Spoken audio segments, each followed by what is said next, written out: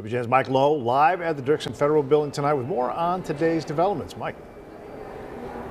Ray and Micah, good evening to both of you. And that is the question that jurors will have to try to determine. Which one of those portraits is more accurate? Was Ed Burke a public official who egregiously abused his office, or was he simply an old school politician who was trying to do his best to help people in his ward? How the jury views that question may hinge on how they view nearly 2 years worth of wiretapped phone calls.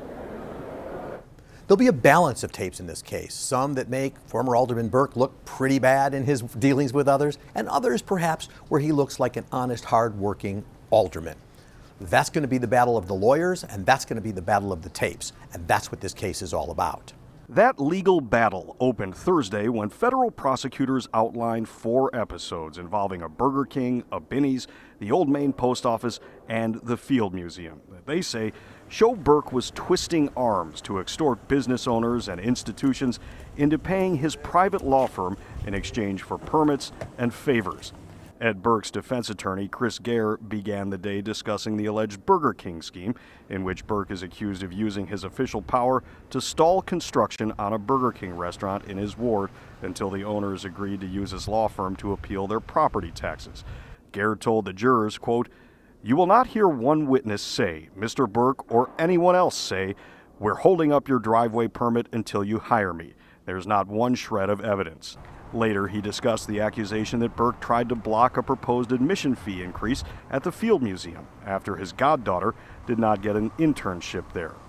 Gare said the internship had nothing to do with the fees. Quote, "Mr. Burke, because he cares about the city, was very concerned about kids and people in underserved communities about price increases." He told the jurors that Burke neither accepted money nor threatened anyone. Quote, "This is a curious extortion because they never hired Ed Burke's firm. That's how scared they were of Ed Burke." Burke's co-defendants, his former chief of staff Peter Andrews and Portage Park businessman Charles Quay, also outlined their cases, saying they had minimal involvement. To underscore that point, Andrews' attorney Todd Pugh referred to Andrews as part-time Pete and lunch pail Pete. The first witness to take the stand was Elmhurst University political science professor Connie Mixon.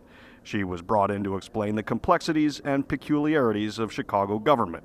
She testified that Burke wielded immense power, saying, "He's a fixture in Chicago politics for over 50 years.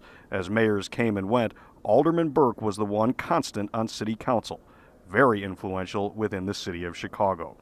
She also described the role of city council members in Chicago, saying, "Chicago has one big mayor and 50 mini mayors. Each one of the alderpersons serves as a sort of mayor of their own ward." The notion that people are listening to this trial, have all the information they need, would be a misnomer. These are jurors who are going to learn about the process, understand how things work, and ultimately be called on to decide whether Ed Burke worked properly within the system or whether he stepped criminally outside the system to make things happen. The civic lesson is a good way to start to put all jurors on a level playing field to be sure that they understand how in Chicago, politics is done. Burke and his 2 co-defendants have all pleaded not guilty. This trial will resume next week, a short week because of Thanksgiving, but it is likely to go more than 6 weeks until we conclude. Reporting live at the Dirksen Federal Building, Mike Lowe, WGN News.